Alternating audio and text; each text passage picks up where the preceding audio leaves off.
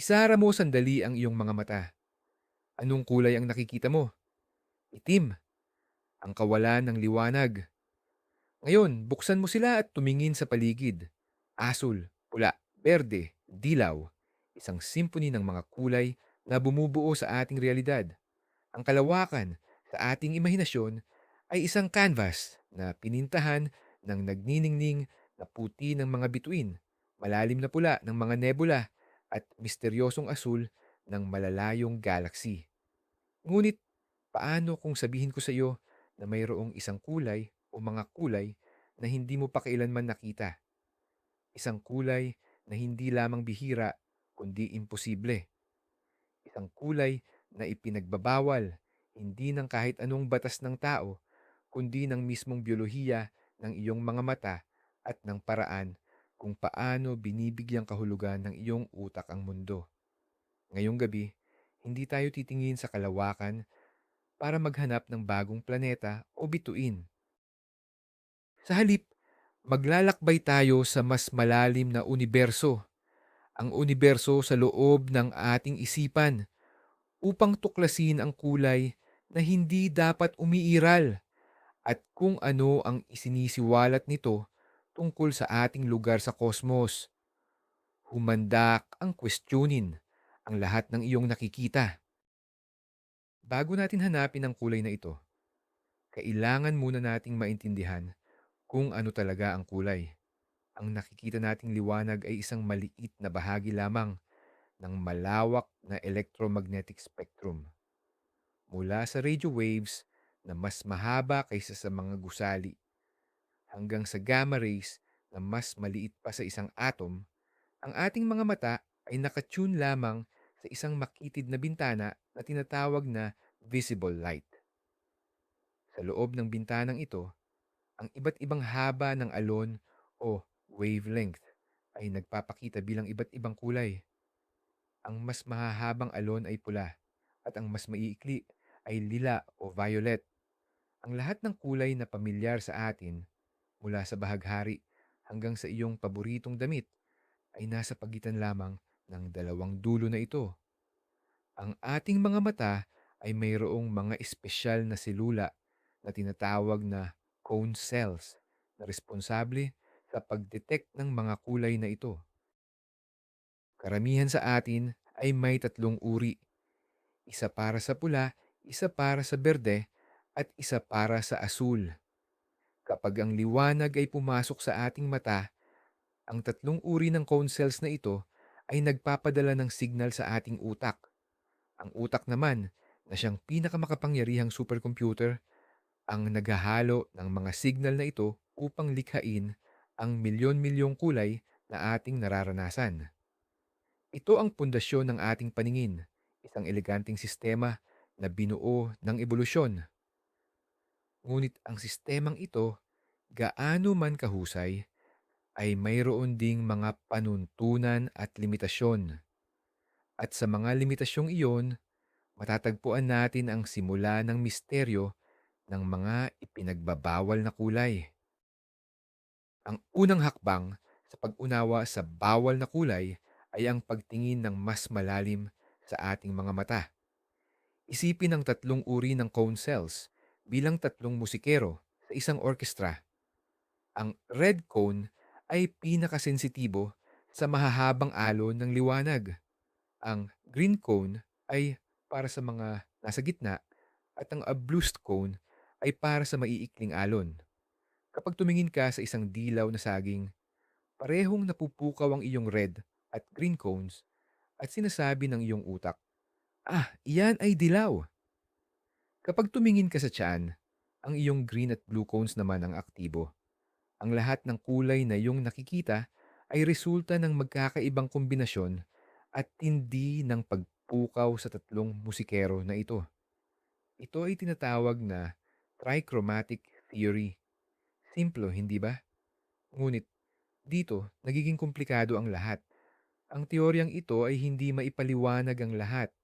Halimbawa, bakit hindi natin kayang mag-isip ng isang kulay na mapula-berde o madilaw-asul? Pwede nating isipin ng mapula-lila, magenta, o madilaw-pula, orange.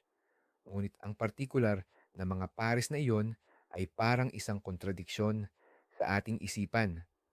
Ang sagot ay hindi na matatagpuan sa ating mga mata, kundi sa susunod na yugto ng proseso, sa mga kable na nag-uugnay ng mata sa ating utak. Dito, isang bagong hanay ng mga panuntunan ang naghihintay, isang sistema na nagbabawal sa ilang mga kombinasyon na magkasamang umiral. Pagkatapos ipadala ng mga cone cell ang kanilang paunang signal, dumadaan ito sa isang sistema ng processing bago pa man makarating sa visual cortex ng utak. Ito ang tinatawag na opponent process theory. Isipin ito bilang isang sistema ng mga switch. Mayroon tayong isang channel para sa pula laban sa berde, isang channel para sa asul laban sa dilaw, at isang channel para sa itim laban sa puti, liwanag laban sa dilim. Sa channel na pula-berde, ang isang neuron ay maaaring maging excited o mapukaw ng pula, ngunit ito ay inhibited or pinipigilan ng berde. Ibig sabihin, hindi maaaring magpadala ang channel na ito ng signal na pula at berde ng sabay. Para itong isang kalsadang iisa lang ang lane, maaaring dumaan ang kotseng pula o ang kotseng berde, ngunit hindi sila maaaring magsabay. Ganoon din sa channel na asul-dilaw. Dahil sa biological na wiring na ito, ang mga kulay tulad ng reddish-green at yellowish-blue ay tinuturing na impossible o forbidden. Hindi dahil hindi sila maaaring umiral bilang isang wavelength ng liwanag, kundi dahil ang ating neural hardware ay pisikal na hindi kayang iproseso ang dalawang magkasalungat na signal ng sabay-sabay. Ito ang dahilan kung bakit kapag pinaghalo mo ang pulang ilaw at berdeng ilaw, ang nakikita mo ay dilaw, hindi isang bagong kulay na pula-berde. Ang iyong utak ay pinipilit na pumili ng ibang interpretasyon dahil sa pagbabawal na ito. Ngayon, subukan natin ito.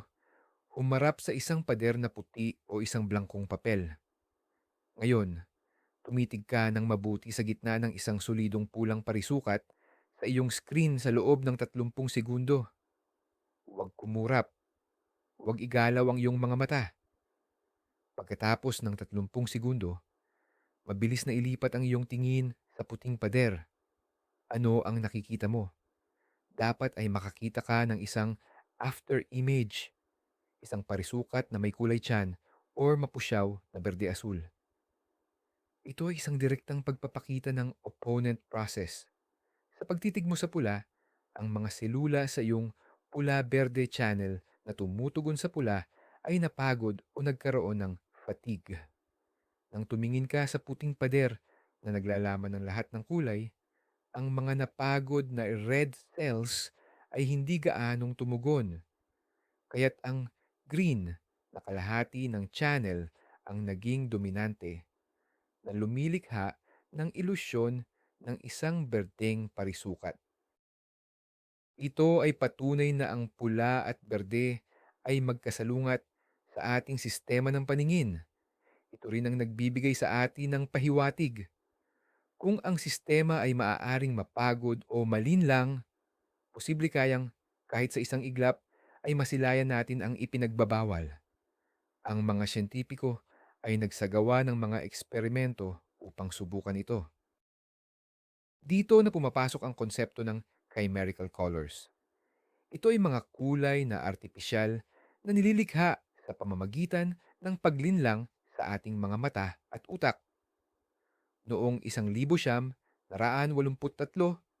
ang mga mananaliksik na sina Hewitt Crane at Thomas Piantanida ay nag-publish ng isang papel sa journal na Science na nagdetalye ng isang eksperimento kung saan ang mga voluntaryo ay nakakita raw ng mga kulay na hindi dapat umiiral.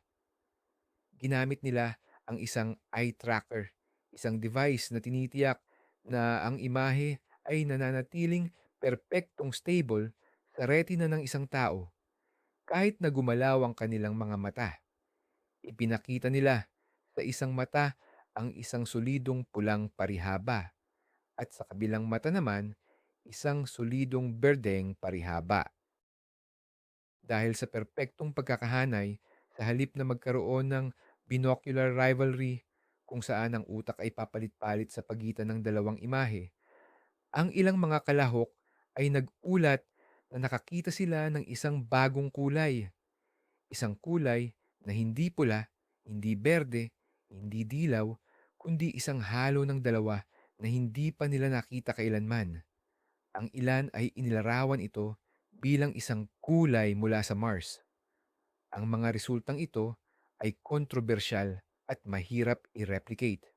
Ngunit binuksan nito ang isang kamanghamanghang pinto sa posibilidad na ang mga bawal na kulay ay maaaring sa ilalim ng mga tiyak na kondisyon sa laboratorio ay maranasan. Ngunit ano ang kinalaman ng lahat ng ito sa kalawakan? Ang pag-uunawa sa mga limitasyon ng ating paningin ay mahalaga kapag tinitingnan natin ang mga larawan ng universo. Kapag nakakita tayo ng mga nakamamanghang larawan mula sa Hubble Space Telescope or sa James Webb Space Telescope, madalas nating iniisip na iyon ang eksaktong makikita natin kung tayo ay nandoon. Ngunit iyon ay isang karaniwang maling akala. Maraming mga imahe sa astronomiya ay false color or representative color na mga imahe. Ang mga teleskopyo na ito ay may mga sensor na kayang makakita ng liwanag na hindi nakikita ng ating mga mata tulad ng infrared at ultraviolet. Upang maging makabuluhan ang data na ito sa atin, itinalaga ng mga siyentipiko ang mga nakikitang kulay, pula, berde at asul sa iba't ibang wavelength ng invisible light. Halimbawa, sa isang larawan ng isang nebula, ang pula ay maaaring kumatawan sa presensya ng hydrogen, ang berde sa oxygen, at ang asul sa sulfur. Ang resulta ay isang maganda at impormatibong larawan, ngunit hindi ito ang tunay na kulay na makikita ng iyong mga mata. Sa katunayan, maraming mga nebula, kung titingnan ng malapitan, ay lilitaw na maputlang kulay rosas o kulay abo lamang sa ating mga mata dahil ang kanilang liwanag ay masyadong mahina upang ma-stimulate ng husto ang ating mga cone cells. Ang pag-uusap tungkol sa tunay na kulay ay nagdadala sa atin sa isang mas malaking tanong. Kung pagsasama-samahin natin ang lahat ng liwanag mula sa bawat bituin, bawat galaxy, at bawat ulap ng gas sa buong nakikitang universo, anong kulay ang lalabas? Ito ba ay maningning na puti, malalim na itim, o ibang kulay?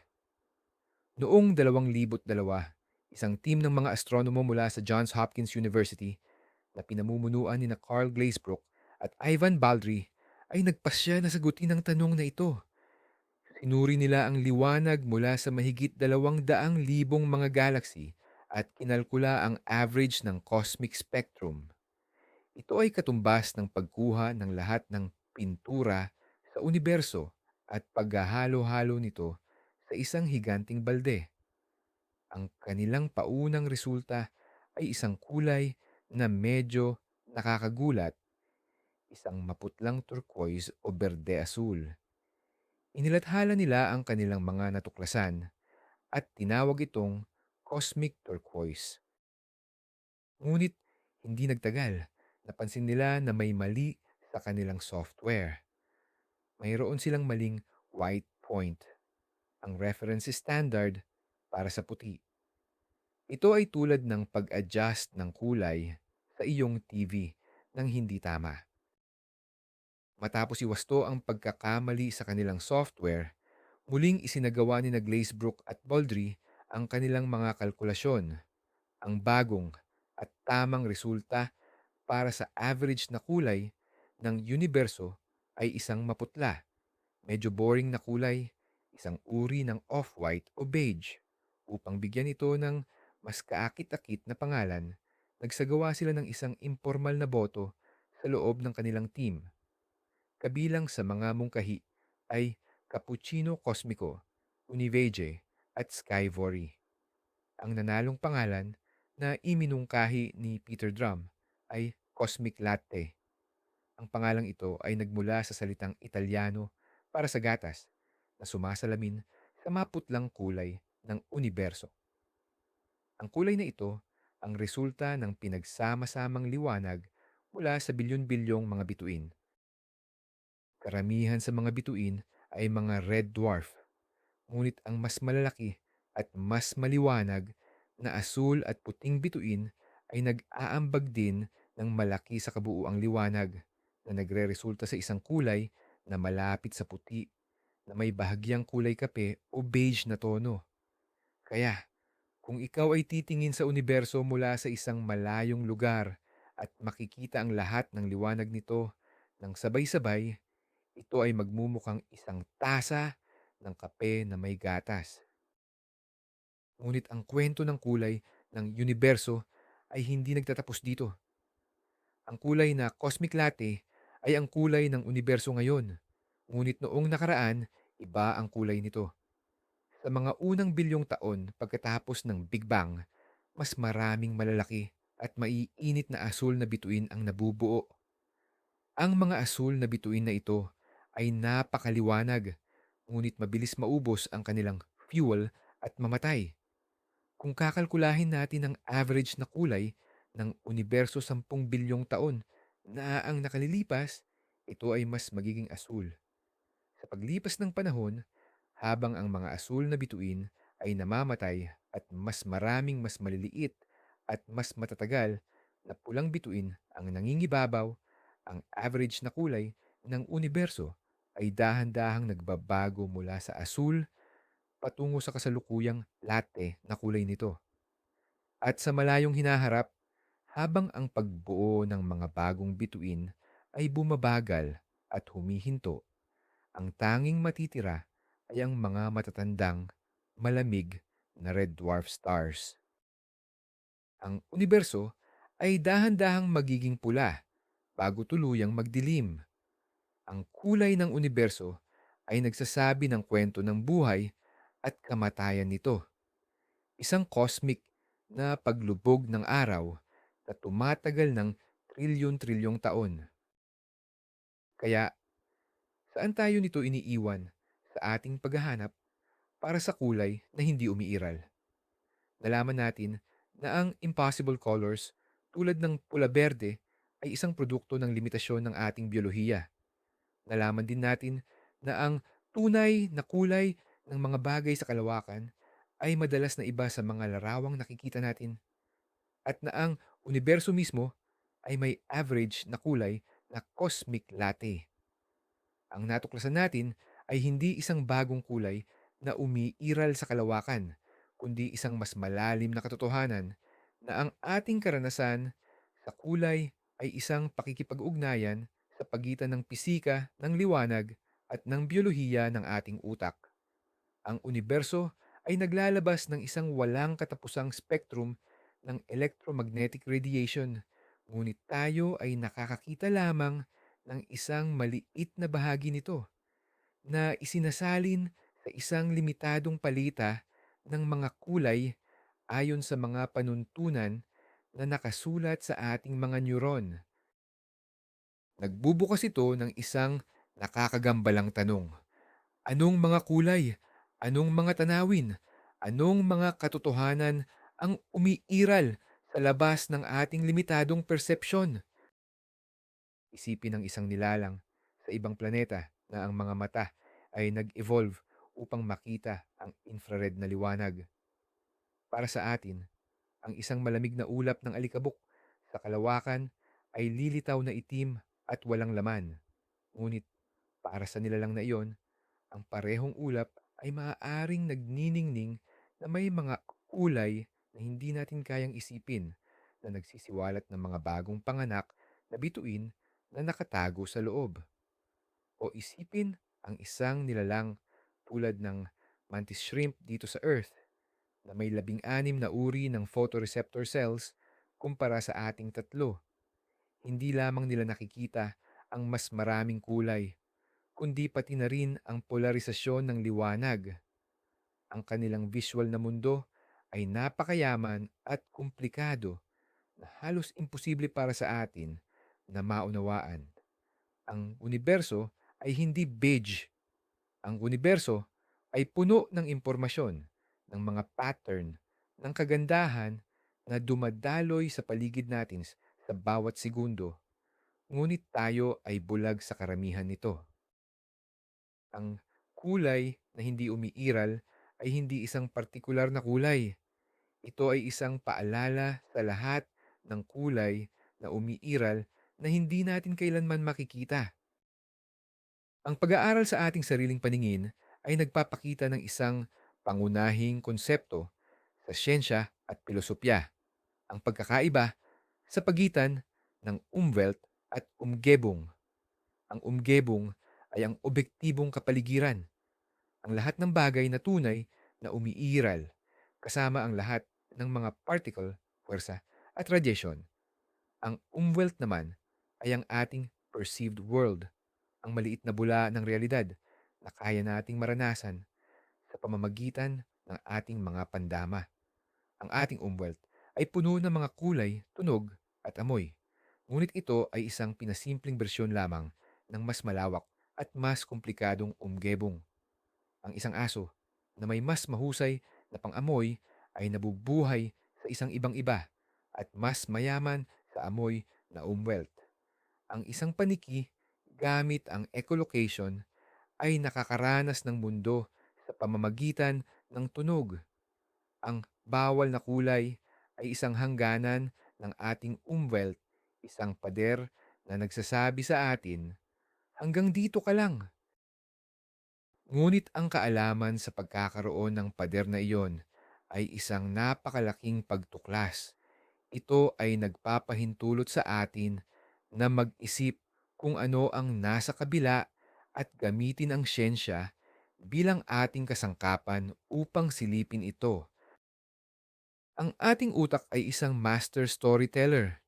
Hindi ito isang pasibong tagatanggap ng impormasyon.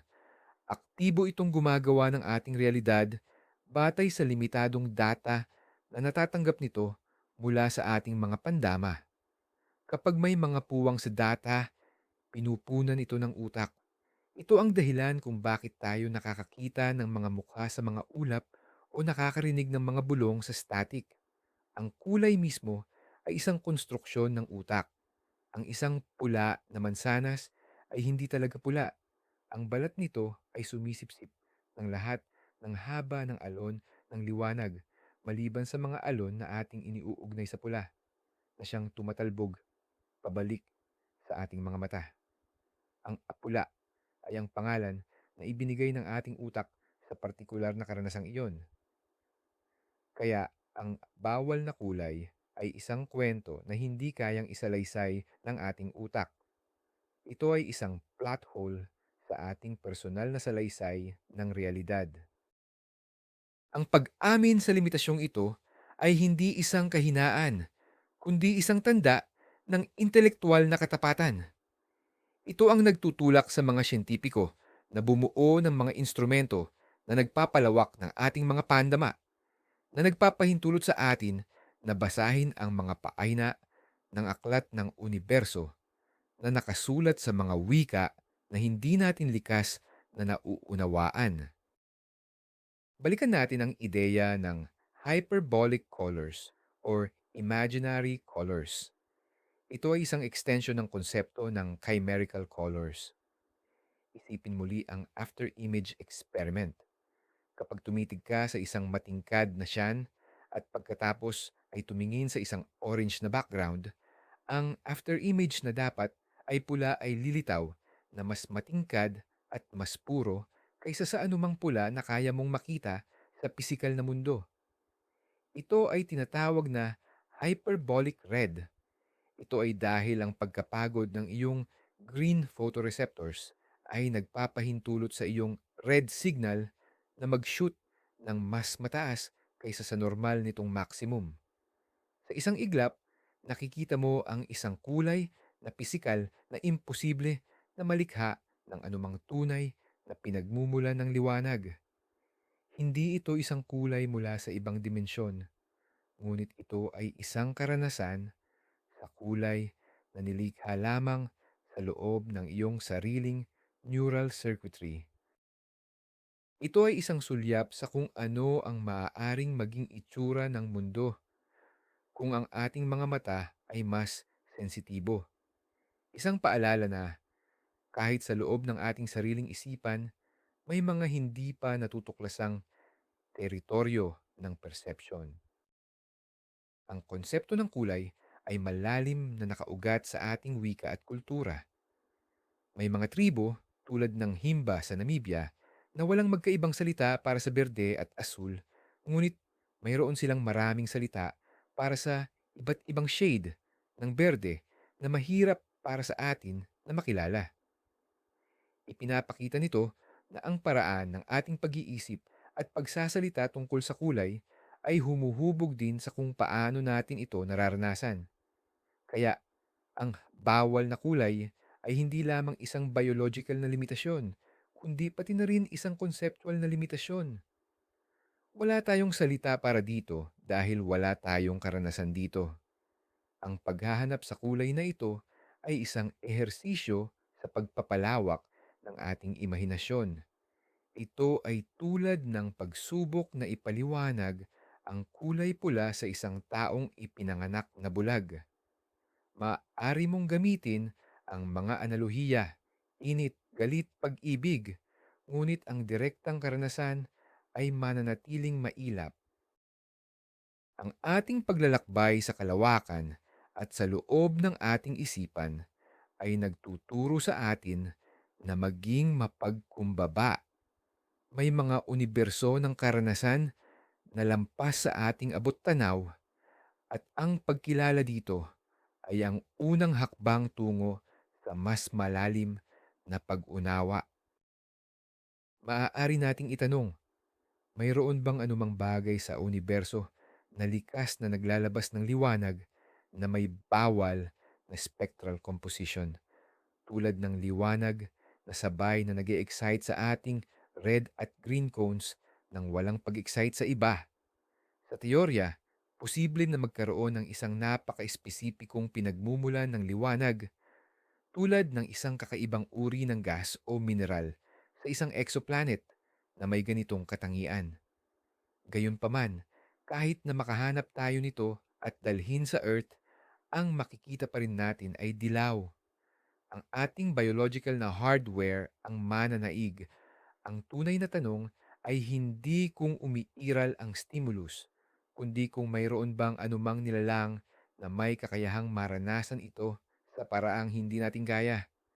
Ito ang nagbabalik sa atin sa ideya ng alien vision. Posible na sa bilyon-bilyong planeta sa ating galaxy lamang, may mga anyo ng buhay na ang paningin ay kasing iba sa atin, tulad ng ating paningin sa isang paniki. Para sa kanila, ang ating bawal na kulay ay maaaring isang pangkaraniwang kulay kasing normal ng asul ng ating kalangitan. Ang pag-aaral ng mga kulay sa astronomiya ay tinatawag na spectroscopy sa pamamagitan ng paghihiwa-hiwalay ng liwanag mula sa isang bituin or galaxy sa mga bumubuo nitong kulay tulad ng isang prisma. Malalaman ng mga astronomo ang komposisyon nito, temperatura, bilis, at marami pang iba. Bawat elemento ay may natatanging fingerprint or barcode ng mga linya sa spectrum. Ito ang isa sa pinakamakapangyarihang kasangkapan sa astropisika. Kahit na hindi natin direktang nakikita ang mga kulay ng mga bawal na kombinasyon, ang spectroscopy ay nagpapahintulot sa atin na makita ang presensya ng mga elemento na naglalabas ng liwanag sa pulang at berdeng bahagi ng spectrum. Sa isang paraan, nakikita ng mga siyentipiko ang mga sangkap ng universo sa isang paraan na mas detalyado kaysa sa kayang gawin ng ating mga mata. Ang siyensya ay nagbibigay sa atin ng isang uri ng supervision na nagpapahintulot sa atin na lampasan ang ating mga biological na limitasyon at basahin ang mga nakatagong mensahe na dala ng liwanag ng bituin. Ang konsepto ng bawal na kulay ay nag-aanyaya rin sa atin na pag-isipan ang kalikasan ng realidad mismo. Ang pilosopikal na tanong na kung ang isang puno ay bumagsak sa gubat at walang nakarinig, gumawa ba ito ng tunog? Ay may katumbas sa ating paksa. Kung ang liwanag ay may wavelength na hindi kayang makita ng sino man, mayroon ba itong kulay? Ang sagot ay depende sa iyong depinisyon. Kung ang kulay ay isang pisikal na katangian ng liwanag, wavelength. Kung gayon, oo, umiiral ito. Ngunit kung ang kulay ay isang subjective na karanasan sa isipan, qualia. Kung gayon hindi ito umiiral hanggat walang isang may kamalayang tagamasid na may kakayahang maranasan ito. Ang universo ay puno ng mga wavelength, ngunit walang kulay hanggang sa mag-evolve ang isang mata at isang utak upang bigyan ito ng kahulugan. Tayo at ang bawat nilalang na may paningin ay mga co-creator ng kulay sa universo. Tayo ang nagbibigay buhay sa tahimik at walang kulay na sayaw ng mga photon. Isang nakakatuwang pag-iisip. Ang pinakaunang liwanag sa universo, ang Cosmic Microwave Background, CMB, ay ang afterglow ng Big Bang. Sa simula, ito ay napakainit at maliwanag. Ngunit sa paglipas ng 13.8 bilyong taon, habang lumalawak ang universo, ang liwanag na ito ay na-stretch out ng husto kaya't ngayon ay nasa microwave na bahagi na ito ng spectrum na ganap na hindi nakikita ng ating mga mata. Kung mayroon tayong microwave vision, ang buong kalangitan ay magniningning sa isang halos perpektong pare-parehong liwanag na may maliliit na pagkakaiba-iba sa kulay o temperatura na nagpapakita kung saan nagsimulang mabuo ang mga galaxy. Ginagamit ng mga teleskopyo tulad ng Planck satellite ang false color upang isalin ang mga maliliit na pagkakaiba-iba sa temperatura na ito sa isang mapa ng mga kulay na ating nauunawaan. Karaniwang pula para sa mas mainit, asul para sa mas malamig. Ito ang pinakamatandang litrato ng universo, isang larawan na nakasulat sa isang kulay na hindi lamang bawal, kundi ganap na alien sa ating karanasan. Maaari bang magbago ang ating paningin sa hinaharap sa pamamagitan ng genetic engineering o cybernetic enhancements? Posible na sa malayong hinaharap, mabibigyan natin ang ating sarili ng kakayahang makakita ng mga bagong kulay. Maaari nating bigyan ang ating sarili ng ikaapat na uri ng cone cell, tetrachromacy, na nagpapahintulot sa atin na makita ang 100 milyong kulay sa halip na 10 milyon lamang. O maaari tayong mag-install ng mga sensor na direktang nagpapadala ng infrared o ultraviolet data sa ating visual cortex na nagbubukas ng mga bagong mundo ng perception. Sa puntong iyon, ang mga kulay na ngayon ay bawal ay maaaring maging bahagi ng ating pang-araw-araw na realidad. Ang mga hangganan ng ating umwelt ay hindi nakatakda sa bato. Ang mga ito ay maaaring palawakin sa pamamagitan ng teknolohiya. Ang paglalakbay upang maunawaan ang kulay ay hindi lamang isang paglalakbay sa nakaraan ng ating ebolusyon, kundi pati na rin sa mga posibilidad ng ating hinaharap. Debunking the myth. Madalas nating marinig ang terminong kulay ng espasyo bilang itim. Habang totoo na kung titingin ka sa pagitan ng mga bituin, ang nakikita mo ay ang kadiliman ng vacuum. Ang espasyo mismo ay hindi itim. Ito ay transparent. Ito ay ang kawalan ng anumang bagay na lilikha o magre-reflect ng liwanag. Ang itim na nakikita natin ay ang default na estado ng ating mga mata kapag walang liwanag na pumapasok. Ngunit ang espasyo ay hindi walang laman.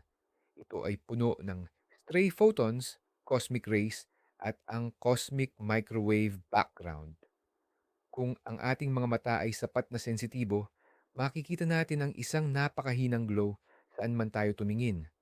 Ang tunay na kulay ng universo, tulad ng nalaman natin, ay hindi itim kundi cosmic latte.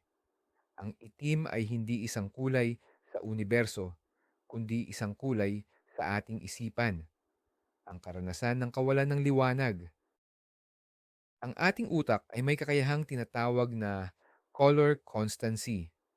Ito ang dahilan kung bakit ang isang puting papel ay mukhang puti pa rin sa atin kahit nasa ilalim ng isang madilaw na ilaw ng bumbilya o sa isang maasul na liwanag ng dapit hapon. Automatikong ina-adjust ng ating utak ang ating perception batay sa kabuuang liwanag sa kapaligiran. Ito ay isang napakahalagang evolutionary trait, ngunit ito rin ay isa pang paraan kung paano nagsisinungaling sa atin ang ating utak tungkol sa tunay na kulay ng mga bagay.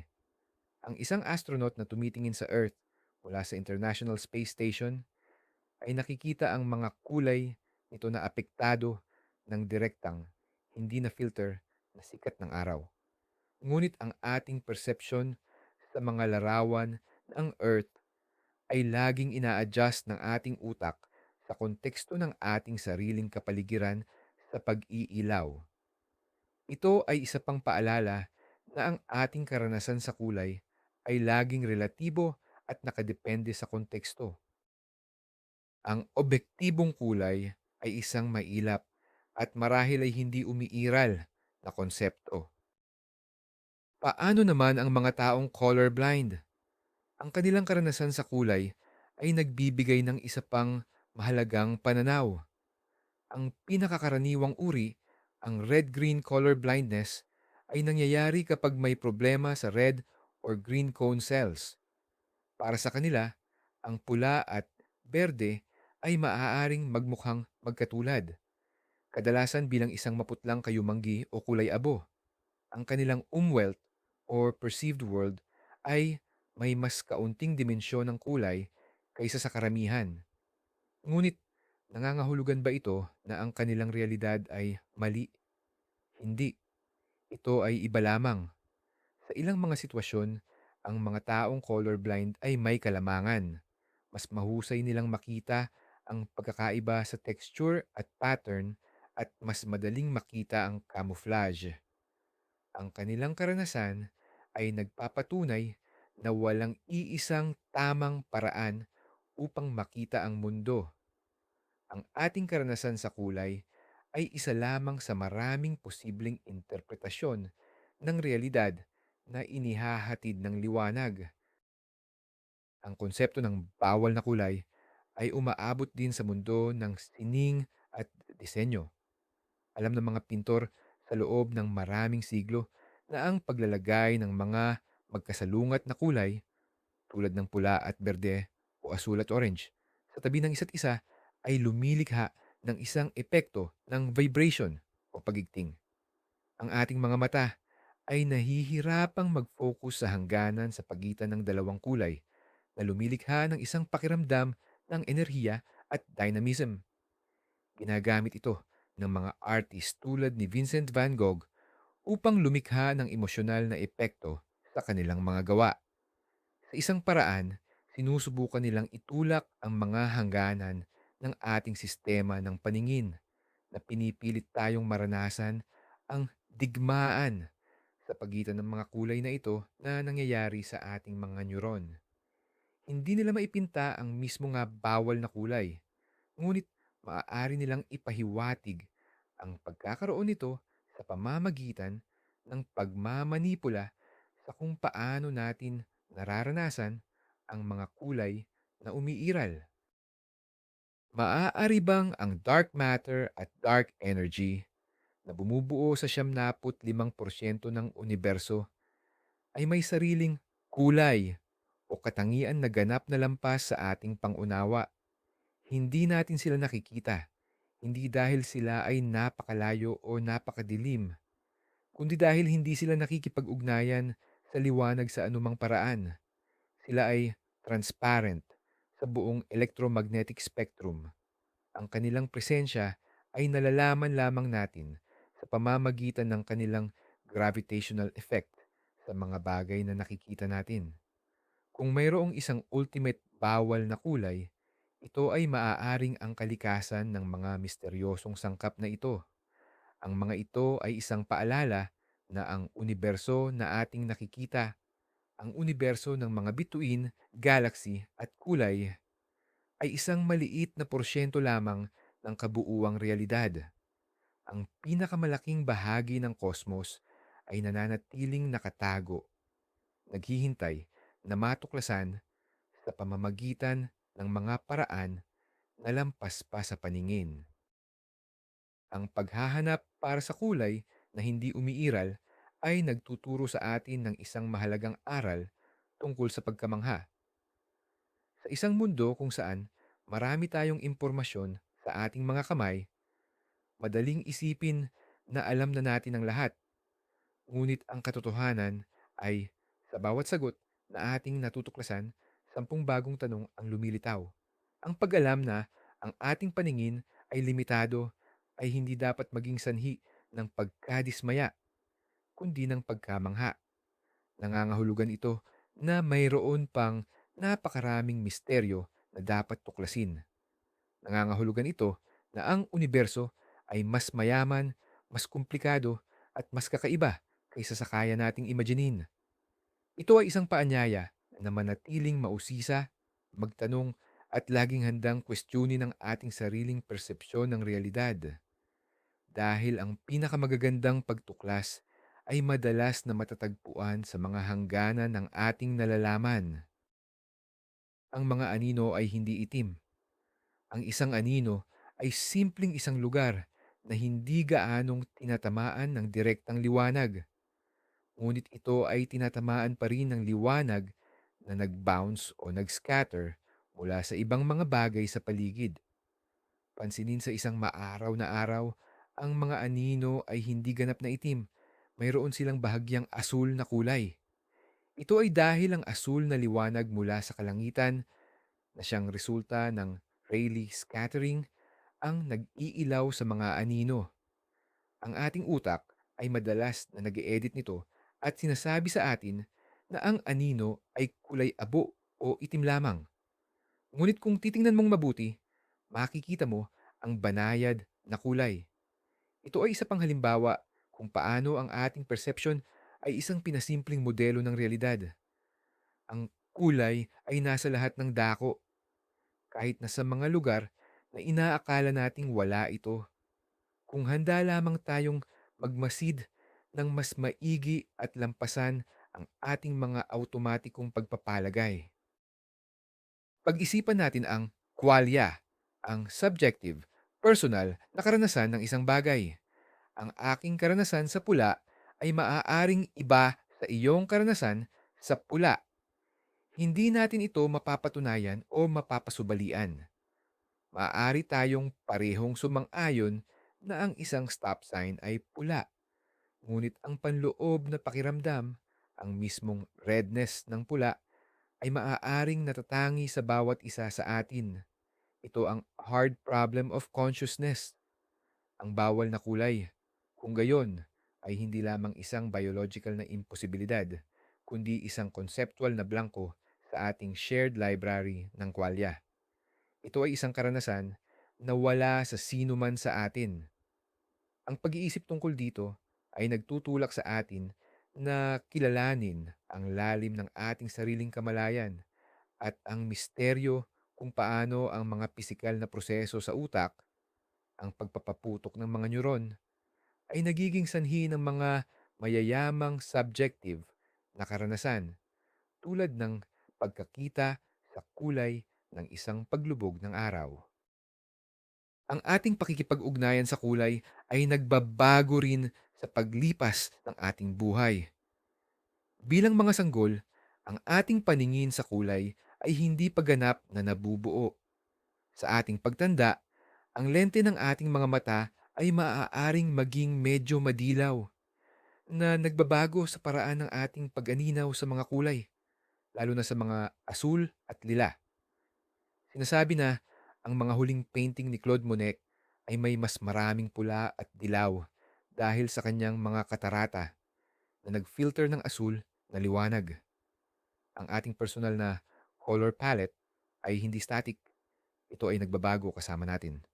Ito ay isang paalala na ang ating perception ay isang dynamic na proseso na hinuhubog ng ating biyolohiya, kapaligiran at kasaysayan. Ang bawat isa sa atin ay nakakakita ng isang bahagyang naiibang universo na ipininta sa mga natatanging shade na para sa atin lamang.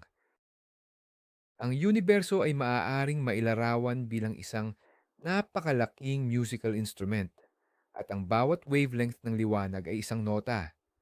Ang ating mga mata ay parang isang instrumento na may tatlong kwerdas lamang na may kakayahang tumugtog ng isang limitadong hanay ng mga chord. Nakakagawa tayo ng magagandang musika gamit ang tatlong kwerdas na iyon, ngunit hindi natin maririnig ang buong symphony ng kosmos.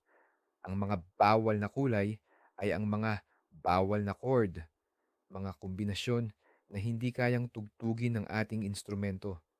Ang mga siyentipiko, kasama ang kanilang mga teleskopyo at spectroscope, ay parang mga konduktor na sinusubukang basahin ang buong musical score kahit na hindi nila personal na marinig ang bawat nota. Sinusubukan nilang isalin ang kosmikong symphony sa isang paraan na maaari nating pahalagahan kahit na sa pamamagitan lamang ng isang bahagyang representasyon. Sa huli, ang pagtuklas ng kulay na hindi umiiral ay hindi isang pagtuklas ng isang bagong pisikal na kababalaghan sa kalawakan. Ito ay isang pagtuklas sa sarili. Ito ay ang pag-unawa sa mga hangganan na humuhubog sa ating realidad. Ang pag-amin na ang mundo ay mas malaki at mas komplikado kaysa sa ipinapakita sa atin ng ating mga pandama. Ang pagkilala na ang bawat larawan ng isang malayong galaxy na ating hinahangaan ay isang pagsasalin, isang interpretasyon ng isang katotohanan na napakaganda at napakalawak na hindi natin ito kayang direktang maunawaan.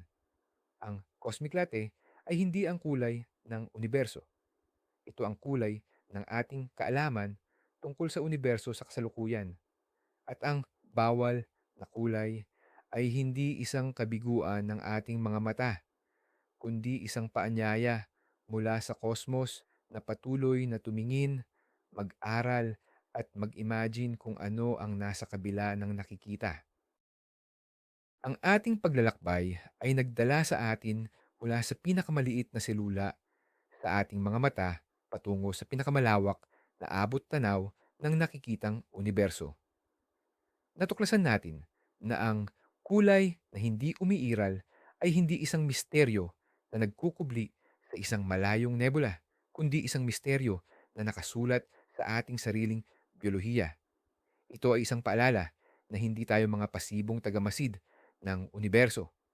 Tayo ay mga aktibong kalahok at ang ating realidad ay isang magandang sayaw sa pagitan ng kung ano ang naririyan at kung ano ang kaya nating maranasan. Ang universo ay hindi nag-aalala sa pula, berde o cosmic latte. Ito ay umiiral lamang sa lahat ng kanyang hindi nakikitang kaluwalhatian. Tayo ang nagdadala ng kulay. Tayo ang mga pintor. Maraming salamat sa pagsama sa amin sa paglalakbay na ito sa Spectrum ng Kaalaman. Huwag kalimutang mag-subscribe para sa higit pang mga kwento na nagpapalawak ng ating isipan. At iiwan ko kayo sa tanong na ito. Kung bibigyan ka ng pagkakataong makakita ng isang bagong kulay na hindi pa nakikita ng sinuman, anong kulay iyon at ano ang itatawag mo dito? Ibahagi ang iyong mga sagot sa comments sa ibaba.